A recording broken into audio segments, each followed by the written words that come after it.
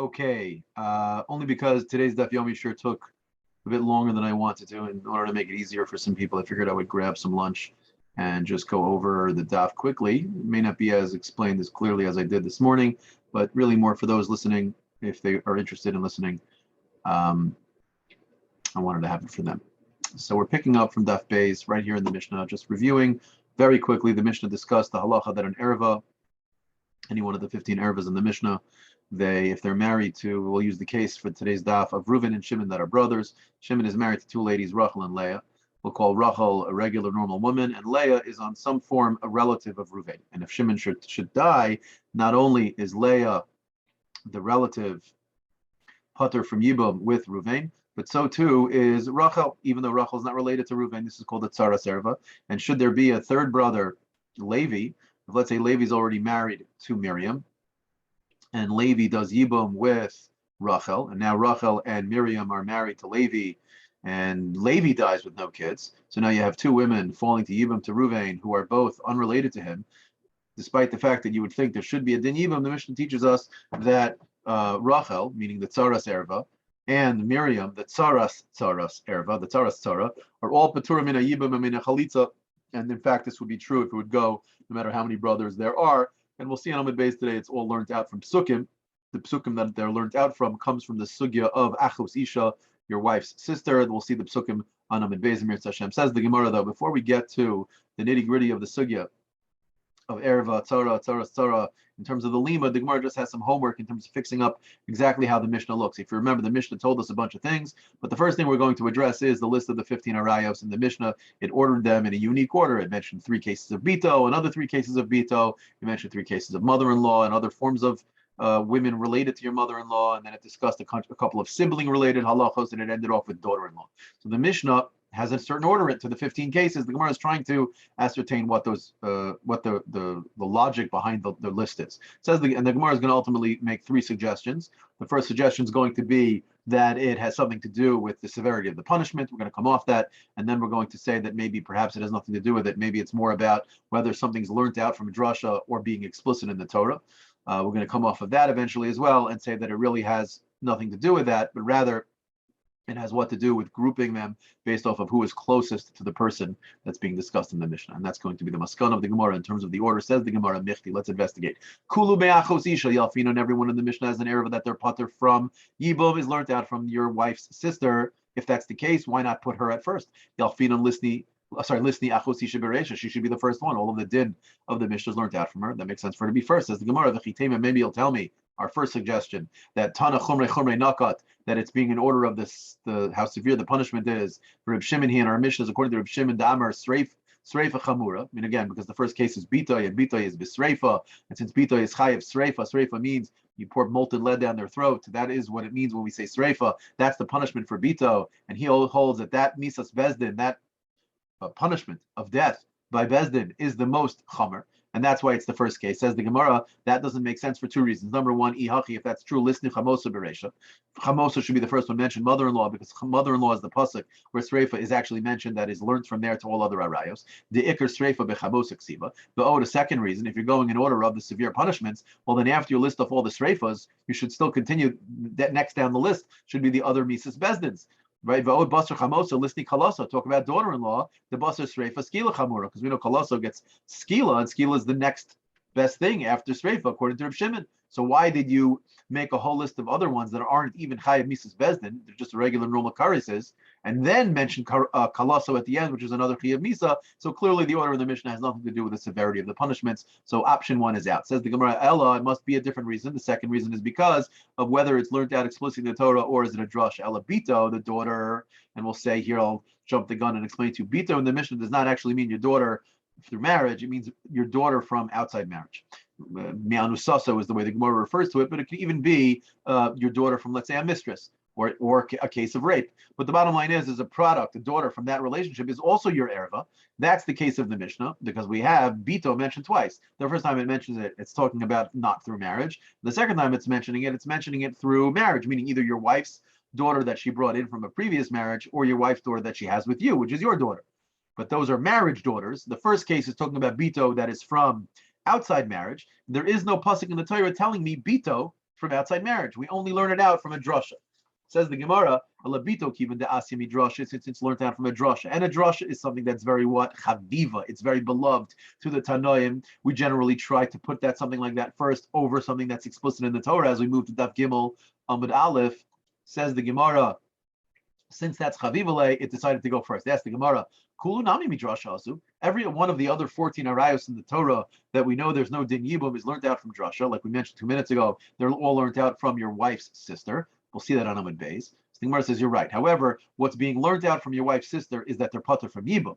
What we're learning about the bito me'anusasu is that she's even an erva to begin with, and that in and of itself is more significant, and therefore the fact that that is the only one of the 15 that's learned out from drasha and not explicitly mentioned, we mention it first as the Gemara nihida le'edin yibum asim midrasha, since for the patur yibum it's learned out from a drasha ikari surayu behed yaksibahu. The Iker Isser, that they're actually an erva, all other 14 are explicitly mentioned in the Torah, whereas Bito, meaning Me'anusaso, when it's Bito from outside of marriage, then Iker Isur Midrasha, the fact that she's even an erva isn't known unless we learn it from a drasha. Damar Rava, Amrli Rav Yitzchak bar Avdimi, Asya Hina Hina, Asya Zima Zima. Rashi works out the cheshbon here, but basically the simple short version is that we don't actually have the daughter Me'anusaso explicitly mentioned. We have daughter from Ishus, along with the 2 other granddaughters. And then we have another pasuk where it's talking about 2 different granddaughters. So the double granddaughters tells us that the second group of granddaughters must be coming from outside marriage, but it doesn't explicitly state daughter from outside marriage, mi'anusaso. Therefore, we make a drasha of hina from between both psukim. The word hina shows up in both psukim, and that's to teach me that here, the 2 psukim are right here down on the side. Ervas bas bincha, oy bas bitcha. It doesn't actually mention bas here. And the pasuk says ki ervascha heina, and then the pasuk here ervas isha ubita. This is also a daughter, and here it actually mentions daughter at the end of the pasuk. It says heina. So this heina with this heina is exerishava here in the Gemara to tell me that just like in this pasuk bito is mentioned, so too over here is bito. So therefore bito me'anusasa was learned out as an isser. Now how do I know that there's a chi of kares, or sorry, a chi of sreifa for that woman? That's learned out zima zima. That's from the pasuk here that says zima he, by daughter, and then there's another pasuk here, which is in a couple of prakim later in the next parsha, where it talks about when a person v'isha sher yikach es isha ve'esima. This is talking about chamosa, your mother-in-law, zimahi. It's referred to as a zima. Since it's referred to as a zima here, and what is happening by a zima? It's be'esh yisr where they get sreifa. So zima is teaching me the punishment that's besreifa. So the Gemara is just explaining its suggestion that the first case of bito is specifically because the ikar drasha comes, the ikar existence of bito as an erva is coming from a drasha. We decided to go first. Says the Gemara, Hasha the Amras called Milsadasi midrasha chavivale. Since you're telling me that the order of the Mishnah is dependent upon what comes from a drasha,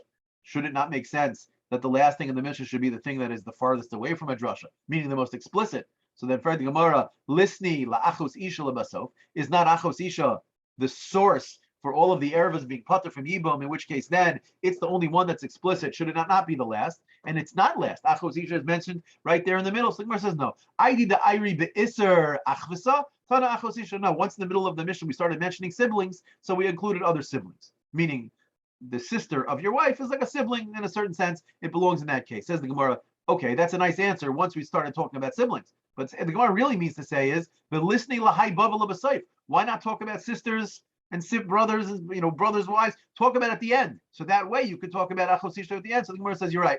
Must be a different reason. Third reason, and ultimately the final reason, as to the order of the 15 arayas alatana korve korve nakat. We're talking about who's closest to you in relations. Meaning the first 3 is talking about from your, let's say, mistress or from a woman you've raped. Those are only your relatives. They're not related to anyone else. Tana bitoy bas benoy, daughter and 2 granddaughters from through your son and through your daughter that are a byproduct from your mistress or from your anusa, the krove atzmo, those are only your relatives, they're the closest to you. Whereas va'idi detana shlosha doros lamata didei, once we mentioned 3 that belong to only him, tana nami shlosha doros lamata dida, so to the 3 daughters, the daughter and the 2 granddaughters of your wife, which include both yours from marriage and hers that she brings in from another marriage. That's 6. Once we're mentioning the 3 generations below her, Tana Shlosha Doros Lamala Dida will go up, meaning what? Her mother, her father's wife, her father's mother, and her mother's mother. Yeah? Did I say that right? Yeah, right. Vitana Achoso, and then once that's getting to 9, sorry, 12. Now I have achoso, your sister from your mother, the achos imo, your mother's sister, your aunt, the krove atzmo, that gets us to 11. We have 4 left. Va'idi da'iri be'isr achva, tana achos ishna, and so therefore achos ishna is mentioned there, we get to 12. The 3 that are left are Eishes achiv shalihoya ba'ilama, Eishes achiv mi'imai, and Kalasa, your daughter-in-law. Ubedinu deligdama lekalasa mikami Eishes achiv shalihoya ba'ilama, we should put daughter-in-law before the other ones. Why? Rashi says because Kalasa is more chomer, meaning at this point there's no choice of any one of them over the other ones, because everything here is just an isra that exists because of marriage. So if I'm going to choose one, I should choose Kalasa, because Kalasa has the most stringent punishment. Like we said earlier, Kalasa is chayiv skila. However, since it should go first, because of that, we didn't put it first. Why? Delay mishum kurvahu da asira ela aidi da iri be'isar achva tani eshes achim shlahai ba'elamai v'hadar tani Kalasa. It's really more that since we're already talking about siblings, so we mentioned eshes achim shlahai ba'elama, which is the wife of your brother, and eshes achiv me'imo, also the wife of your brother. So the point is that we're talking about siblings. So therefore, once we're talking about siblings earlier, this is also a case of siblings. We mentioned them first, and then we finished off with Kalaso. That is therefore the reason for the order in the Mishnah. Says the Gemara Weiler, okay, fine. That explains the order of the 15. But the Mishnah also told us that all of these women, the Erva and the Tzara and the Tzara Sara, they pater, they exempt everybody from Yibum and everything from Chalitza. Asked the Gemara, why did it say pater? It should have said aser. Now, umay irya the tani poitros listening osers, meaning very quickly, why is the language of oser better? Because what exactly is going on over here? We're saying that these women are pater from yibum. Normally, when we say someone's pater from something, the implication is they're pater, but they could do it if they want to. Classic example: Rabbi, do I have to give this thing to tzedakah? I'm not sure if I'm chayav to give the tzedakah or not. No, you pater. But if you want to give, you could. Of course, you could. So maybe I might say when it says pater in the Mishnah from Yibum, it means you don't have to, but if you want to, you can. And we know that's not true. We know that really you shouldn't do this. It's aser. Why? Because if there's no mitzvah Yibum, it's a chiv kares, and erva is aser, you're not allowed to do it. So it's better to use the language of aser. Says the Gemara, eat honey osros. Had I said aser, I would have had a separate problem. What's the separate problem? Havyamina aser liyabem. I might think you're right, it's aser liyabem, but I might think of a michlitz chalza. I might think that you could do chalitza. Now, why would I think you could do chalitza? Because if all you're doing is telling me that you're not allowed to do yibum, all you're covering is the problem of the erva relationship and the ensuing erva problem of a tzara and a tzara. But that's only a sex problem. Chalitza, there's no problem. So I might think that you still require a chalitza. So Kamash Malan, by saying poitros, that it tells you that you have no obligation, so therefore even chalitza you won't have. Says the Gemara, that doesn't really fix the problem. Listening asura lichlot. Say both. Say that it's asur to do yibum and it's asur to do chalitza, and that covers the problem. If it's asur to do chalitza, then I obviously know I don't have to. In which case, I know they're free to go. Gemara says no, the language doesn't fit. How can you say chalitza is asur? Umayka avid. What are you really doing already? Spitting in a shoe? Spitting on the ground? You're not doing anything wrong. The language is not appropriate to call chalitza asur.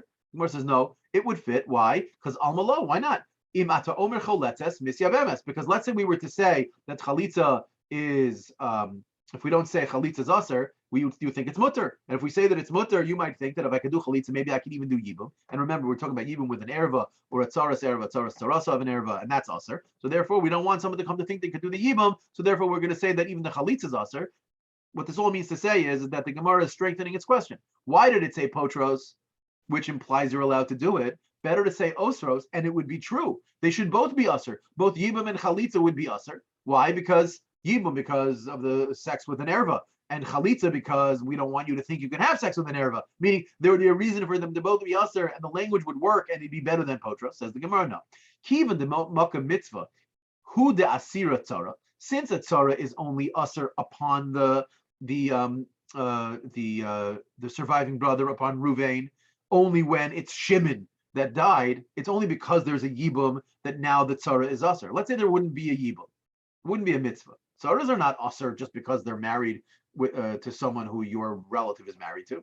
The only reason why they're usher is because once we pater them from yibum, which they should have had a mitzvah of, well, now what are they? They're the wife of your brother. Since we're discussing cases where the tzara is the wife of your brother, so she's an eshesach. That's a kares. That's why she's pater. So says the Gemara, I have to say potros because without potros I don't know anything. If I say osros, it'll be a major problem. Even the mocha mitzvah hu dasira tzara ushaloi b'mocha mitzvah sharia mishum hachi tani potros, because potros is significantly more accurate. Meaning to say, if you would have said osros, I might think that even non-brothers tzaras are going to be usher to you. Meaning, let's say a random person, David, is married to your daughter and to another woman, and then David dies or David divorces both of them. I might think you can't marry the other woman. Why? Because she's the tzara of your erva. But that's obviously not true. The tzara of your erva is only usher when the tzara and the erva are married to your brother. And it's specifically because they now become Eishes Ach, that doesn't have a mitzvah. That's the reason why they're usher. So the word osros would not be right. The right word would be potros. Potros both from chalitza and from yibum, and one isn't going to make the mistake that you can do yibum just because it says potter. Says the Gemara, fine, you've explained the lashon of potter. But what about the following question? Why did it say both chalitza and the yibum, and more importantly, as we'll see later in a minute, why chalitza first? Listening mina yibum lechude, meaning really all you should tell me is yibum. Meaning if the whole mitzvah in the Torah is do yibum, and if you don't do yibum, you got to do chalitza. Just tell me you're potter from yibum. Once you tell me you're potter from yibum, I'll know everything else. You're potter from chalitza. Because if you don't have a mitzvah yibum, then obviously you don't have a mitzvah chalitza. The Gemara understands that that's pashut. So the Gemara says no. Because itana mina yibum, he says no. There's such a havamina that I might think that you're not chayav to do yibum. In fact, maybe even it's potter from yibum means that you can't even do yibum. Havi amina, however, michlatz chotza, that there's still a zika yevumi lo miyabma. That all we're saying is you don't have to do yibum. You're not allowed to do yibum, but you still have to do chalitza. Therefore, kamash malan, that no, you need to say that they're potter from both chalitza and from yibum to teach me the following halacha. Kol ha'ola liyibum, ola lechalitza. Anyone who has a zika and therefore a mitzvah yibum is ola lechalitza. If the yibum is not done, would require a chalitza because there's a zika. Masha ein kain. Whereas v'kol she'ena ola liyibum, if someone is exempt entirely from yibum because they're not appropriate to yibum, meaning the Torah doesn't say there's a mitzvah yibum for such a person, then that same person would be exempt ena ola lechalitza from chalitza. Says the Gemara, the very important yesod in Yevamos. Says the Gemara, fine, you've explained why you need to mention both, but you haven't explained the order. But listening mina yibum mina chalitza, inami mina chalitza lechuda. The second half of this question needs more of an arichos to explain, but for our purposes, the Gemara is really asking the fundamental question of the order, meaning why mention yibum first? Why not mention yibum first? It's very clear in the Torah that we want you doing yibum first. If you don't do yibum, okay, you have a way out of chalitza. Says the Gemara, why not say it in that order? Why does it say in the Mishnah chalitza first and then yibum? Says the Gemara, you're right. Your question assumes like the Tana who holds that you should do yibum first. However, our Mishnah is according to Abba Shaul. What is Abba Shaul's opinion? The Amr mitzvah chalitza kademus mitzvah yibum. He's under the impression that although the Torah wants you to do yibum before they want to do chalitza, he understands that that's only true if a person is going to be able to control his kavanah, his intent when he's doing the mitzvah, to be entirely about filling his brother's shoes to continue his family. But if there's any personal reason why you'd be doing it, for instance, you're attracted to your sister-in-law, or you feel like, I don't know, she has a lot of money, or whatever it is, if you're doing it for any personal reason, Abba Shaul has a very, very scary lashon. If you take a look in Rashi in the bottom, in the Gemara Daf Lamed Tes, in about 35, 40 days, we'll get to it. Abba Shaul Omer, he says, a person who marries his Yevama, l'shum noi because she's pretty, or l'shum ishus because he wants to be married to her because it comes with other benefits. It's ki'ilu, it's as if paigea be'erva, he's having sex with an erva. The karuv be'enai lihios havlad mamzer, he says he's playing with fire. The act of sex with your brother's wife is something that under normal circumstances is a chi of kares that creates a mamzer, and you better make sure that you do it only the way the Torah says you're allowed to do it, which means entirely in order to do a building up of your brother's home. But if there's any personal investment there, personal benefit, you're messing with fire. So says Abba Shaul, because of that, we want to avoid yibum at all cost. So he says nowadays we do chalitza first, and our Mishnah is paskind like Abba Shaul that we do chalitza first. Many Rishonim actually conclude from here that chalitza is done this way. This is the way it comes out in the Ashkenaz halacha. In the Sephardi halacha, in the Chaber does not paskin this way, or at least he doesn't bring it as halacha this way. And therefore, in the Sephardi Sha'olam, under certain circumstances, there are cases of yibum that actually do happen, although it is incredibly rare. Says the Gemara, fine. Mishnah said that there are 15 arayos. These 15 arayos, not only are they also in yibum, but their tzara, their co-wives also in yibum. And not only that, if the tzara went and married the third brother Levi, and Levi had another wife who would now be the tzara of the tzara, that tzara is also usher in yibum and chalitza, peturas from everything. They're all free to marry others. They cannot marry the brothers because there's no din of yibum. Says the Gemara, that list of 15, who is it coming to exclude? Meaning, we actually have two statements of a number in the Mishnah. There's an explicit statement of 15, but there's also a statement in the Mishnah, Hare Elu, these are pater. So both statements have to be coming to exclude a certain case. So the Gemara says, Minyana Deresha, 15, Lemute Mai, what's that coming to exclude? Minyana de Seifa, when it says Hare Elu Lemute Mai, as we move over to Gimel Amud Beis, Gemara is going to explain 4 cases. These 4 cases we're going to go through very simply because this isn't really the place for them. the four cases are going to be the tzara of a sota, the tzara of an islandess, and we'll see in a moment the tzara of a mam'enes, and a tzara of machzor grushasai. Says the Gemara, our Mishnah, which says that the erva patters herself and her tzara, that is 15 of them that do that, and there's no one else that does that. That's coming to exclude the following two cases: the me'ute de rab, ude ravasi. The Gemara doesn't tell us what those cases are. Rashi fills in the gaps. One is talking about a tzara sota, that's rab. Ravasi is talking about a tzaras islandess. For reasons that we're not going to get into now, let's take it on as a davar pashat that a sota and an islandess are pater from yibum and pater from chalitza, and everyone's masking for that. Everyone agrees. So now the question is, what if you have Shimon married to two women? One of them is an islandess, and one of them is a regular woman. That's Ravasi. Or in Rav's case, you're talking about one of them is a sota, and the other one is a regular woman. And now Shimon the brother dies, and Reuven has two women falling to him. One of them is either a sota or an islandess, and the other one is a regular woman. So since a sota and an islandess, each one according to their opinion, are not chayiv and yibum or chalitza, maybe we would say that the tzara is no different than a tzara of an erva, who's also pater from chalitza and yibum, and the tzara is also pater. That is the actual opinion of Rav and Ravasi, meaning each one respectively, Rav for sota and Ravasi for islandess. So says the Gemara, our Mishnah that says the 15 women who pater their tzaros, who is that coming to exclude? It's excluding number 16 and 17 of Rav and Ravasi, who would say that really they do belong in the Mishnah. And in fact, the Gemara will ask in a moment, why don't Rav and Ravasi's din why don't they have it in the Mishnah? They have to deal with the Mishnah as well. But the Gemara is explaining that the numbers are coming to exclude those cases. It says the Gemara, l'Rav u'Ravasi l'mutei mai, meaning that's very nice that we exclude from the Mishnah the din of Rav and Ravasi, but Rav and Ravasi have to deal with the Mishnah itself, and the Mishnah says 15 and Elu. That's coming to exclude two things. So the Gemara says like this, it depends if they agree. Meaning if they don't agree with each other, then each one only has to find one case to exclude, because the other exclusion will be the other guy's case. Meaning Rav will exclude Ravasi's, Ravasi will exclude Rav's, and they each would only then have to find one more case. But let's say they both agree. They both agree that both of their cases, the halacha is that tzaros are paturas mina yibum mina chalitza, then according to that, they're going to both need to find two cases, because both of their cases can't be used. So the Gemara says exactly what I just said. If they agree with each other, they need two cases. Then we'll say that one of the exclusions, which I'll explain in a minute. Right? If they don't agree with each other, then each one will say, one of the exclusions is for the other persons, again, Rav Ravasi's and Ravasi's Rav's. And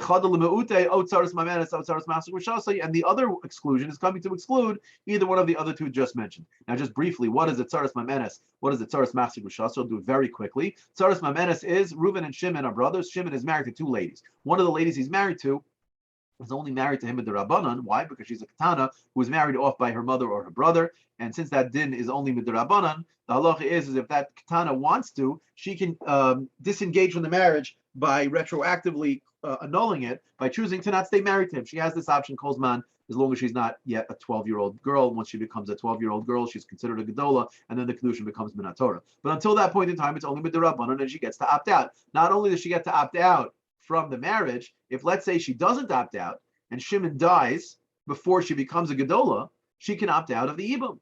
That's called a mamenes.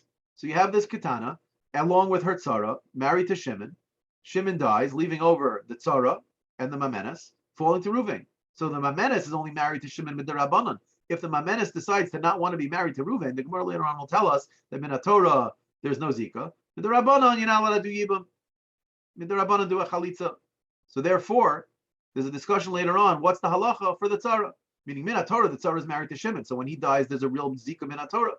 So there's a machlokes later on whether you're allowed to do yibum with her or you're not allowed to. Regardless, everyone agrees you do chalitza, right? So the point is that the tzaras mamenes, no matter who you hold like, wouldn't fit in our Mishnah because our Mishnah says they're pater from yibum and chalitza, and the tzaras mamenes is going to be chayivin at a minimum chalitza, right? Tzaras machzor grushasai is very similar. Tzaras machzor grushasai, the machzor grushasai is a case you have a person, let's say Shimon is married to a woman.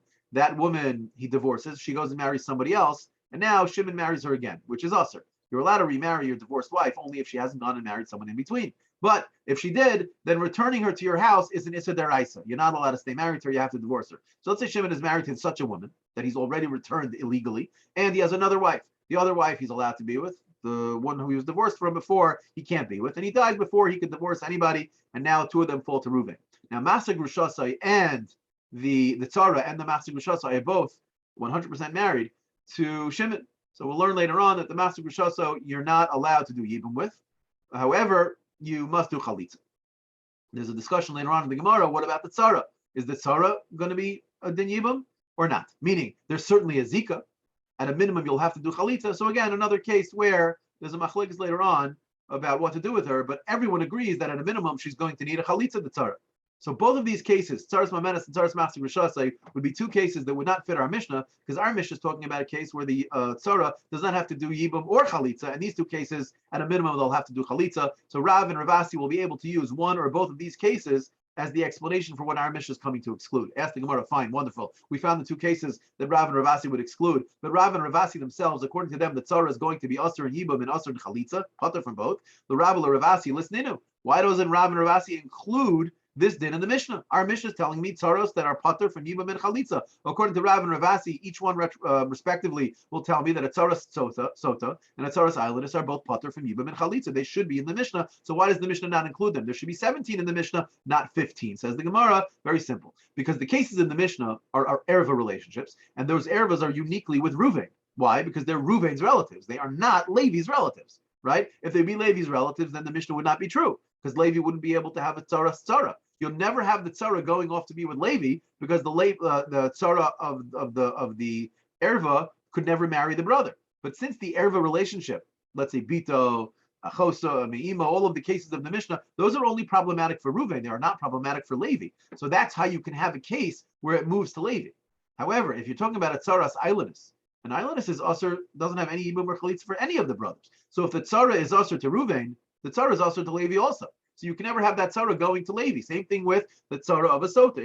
If a sota is pater, and according to Rav, the tzara sota is also pater from a yibum and chalitza, they're pater from yibum and chalitza for all the brothers. So since you can't have a case of tzaras, so says the Gemara, they're not included in our Mishnah, lefi she'ena b'tzaras tzara. So they don't fit our Mishnah completely, but they would, according to Rav and Ravasi, fit the part of the Mishnah that's just discussing the tzara herself. Okay, we finished the administrative portion of the Gemara. From here to the end of the Gemara, we're going to be learning a very nice long brisa that is effectively going to speak out where we learn out the drasha of erva, being pater from yibum, and then ultimately the tzara and the tzara. The din is going to come from the pasuk by your wife's sister, and then we're going to extrapolate from there to her tzara, and then from her tzara to her tzara. Once we say that by your wife's sister, we'll then expand it from your wife's sister to all of the other arayos in the Torah.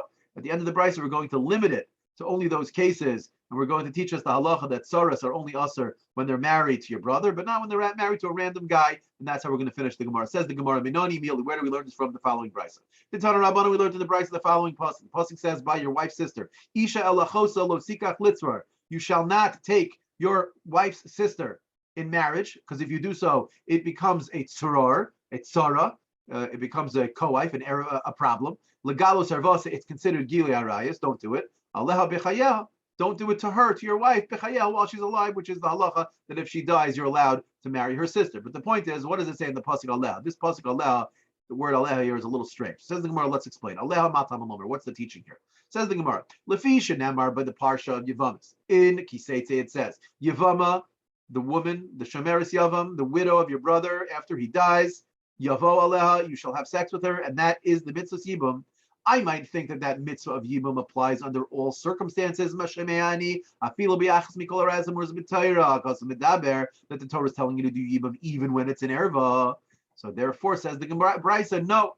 Nemer kan aleha, the pasuk of yibum, it says Yevama yavai aleha. But nemer lahalad, where by the case we just mentioned of your wife's sister, it says up here aleha. This aleha is extra. That aleha that's extra is coming to tell me this drasha. What's the aleha malahalad in the case of yibum is b'mokei mitzvah. It's talking about the mitzvah of yibum. So we say that so too that aleha is talking about the scenario of mitzvah. Afkan, the case of achos ishto, your wife's sister, is also b'mokei mitzvah. Meaning to say that what? That the erva is true and usher even when it's a mitzvah, meaning even when she falls in yibum. So that's the drasha that tells me that your wife's sister, even if she should fall into you in yibum, is patura from chalitza and from yibum entirely. There is no din yibum. Says the Gemara, that explains your wife's sister. Ainli elahi tzarasa minayin. What about the tzara, meaning the co-wife of your sister, your wife's sister? Tamalomar, the pasuk says, by achos isha, litzrar. This word is also seemingly a little bit redundant. It doesn't really make much sense. And the word means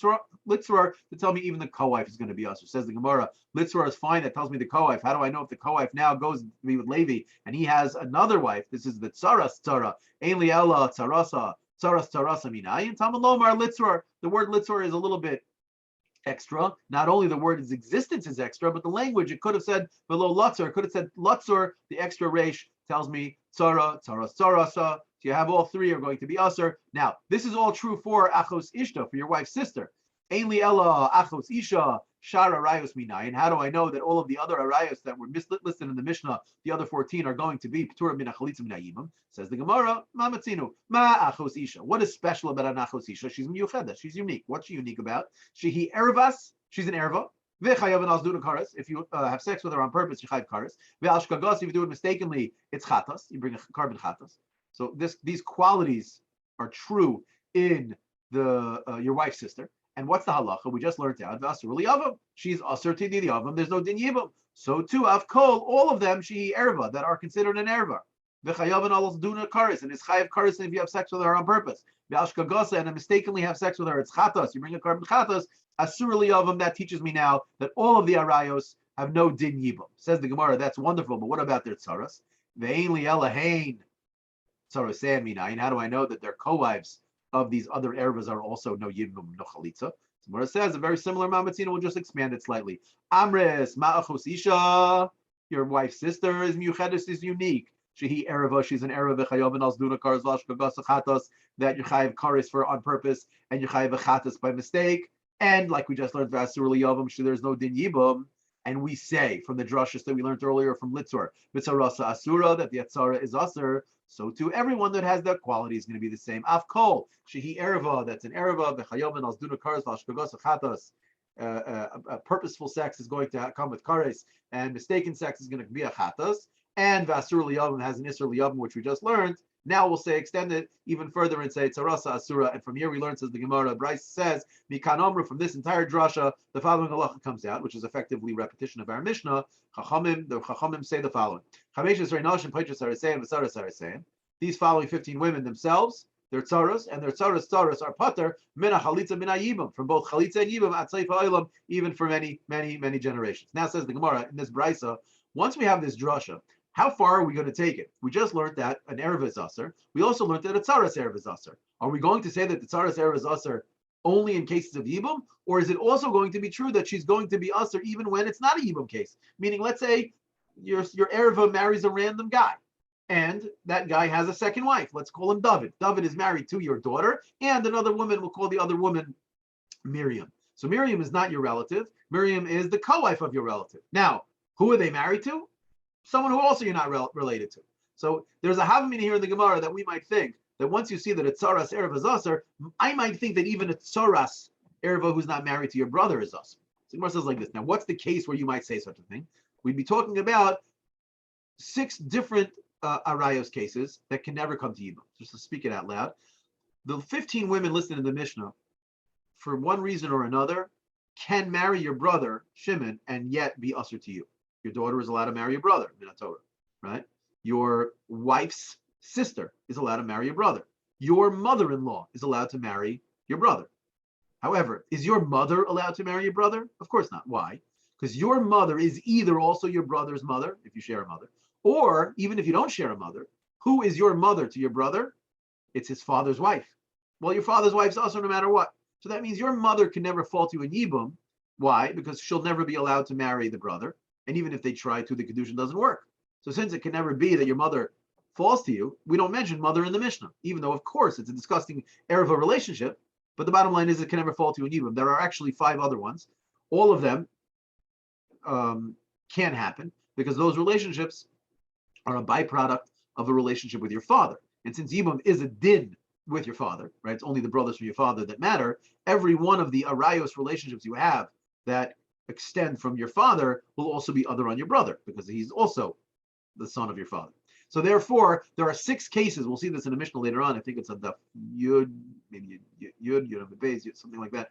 The Mishnah mentions these 6 that they cannot possibly become Yibum. Because now the Gebrais is explaining though, well, They may not ever be able to become into a Yibam, but maybe we'll say that if any one of those 6 ladies, and for that matter, any one of the 15 in the Mishnah, like I just said before, if they're married to David, a non-relative of yours, and David has another wife, I might have a Havmina. Now let's read it inside. Yachol Shani Marba, I might include Af Sheish Arayos, Chamuros Me'elu, these other 6 women that can never fall to you in Yibam, She Yehiyu Tsareseam Asuros. I might have a Havamina that when they're married to David, that David's other wife becomes also to you also, even though there's no Yibam situation. Meaning, and this will be true not just for these 6 that we should speak out, but for all of the din of the Mishnah if they're married to a random person. Amris the Gemara says no, because we'll learn it also after Machos Isha. Machos Isha Miyuched, that she's unique. Shehi Erva, she's an Erva. Like we said earlier, here's the punchline that matters for us: is you can marry your brother. There's no din Yibam Tzarasa Asura and the Tzaras Asur. So find me any case like that. Then the din is that all of the tzara is going to be aser. So too, afkol shehi erva. And here again, ve'ashali nasila achim, ve'asura liyava, ve'tzara asura. The tzara is going to be aser. So when is the tzara aser? Only when the women that you're talking about could actually marry your brother. When is that? Yatsu shesharayus chamurus me'elu. These 6 women are excluded. Why? Because they can never hoil the ashali nasila achim. Since they can never marry your brother, they'll never fall to you in yibam. So therefore, tzarisei and mutaras. If David dies, your non-relative dies, and his 2 wives, one of them is a tzara of an erva, falls to you, the tzara is going to be mutter, because who's the tzara married to? David. That doesn't create any yisur. And again, she'ein tzara ela me'ach. We don't call it tzara something unless it's me'ach, meaning from your father's brother. Sorry, your brother from your father. Let's just speak it out loud. What do we mean over here? The Gemara's Havamina was that maybe there should be an isur for a tzara when she's married to someone who's also married to your erva. But that only is a problem in our Mishnah because there's a mitzvah yibum. Normally, you're dealing with an eshesach, and when there's no mitzvah yibum, she's just a regular eshesach. So why is it tzara aser? A tzara is also because effectively a tzara of an erva that doesn't have a mitzvah yibum is just an eshesach. That's a kares. You can't be with that kares. That's why a tzara erva is aser, and that's why a tzara is aser, like we explained many times. So says the Gemara. You might have had a Havamina, but the Kamash Malon is that no, the whole reason why the tzara is aser is because she's effectively an eshesach. But if you can never have someone marry your brother, if they can never become an eshesach, either because your brother can't marry them, or because the ones who can marry your brother didn't marry your brother but married someone else who there is no isser eshesach, well, there's never going to be a scenario of the mitzvah yibum there to create the isser eshesach that you will now say is going to create an isser for the tzara. So therefore, tzaras are not always aser; they're only aser when they're married to your brothers. Okay, fine. It says the Gemara, wonderful. Azhara shamanu onush minayin. Everything we just learned tells me that everyone in the Mishnah, the erva, all of the tzaras tzarasers, you cannot do yibam. But how do I know that if you did yibam, not only is it aser, but that you're chayiv kares if you do?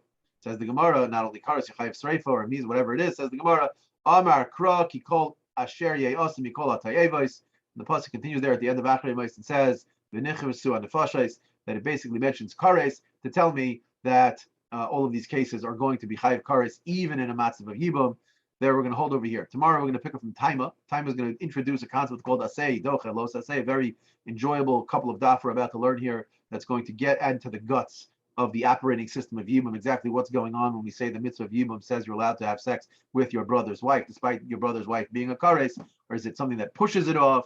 When does it push it off? Under what circumstances it pushes it off? We'll pick up from here tomorrow, Mitzvah Shem. But for now, we'll hold here and see you guys tomorrow.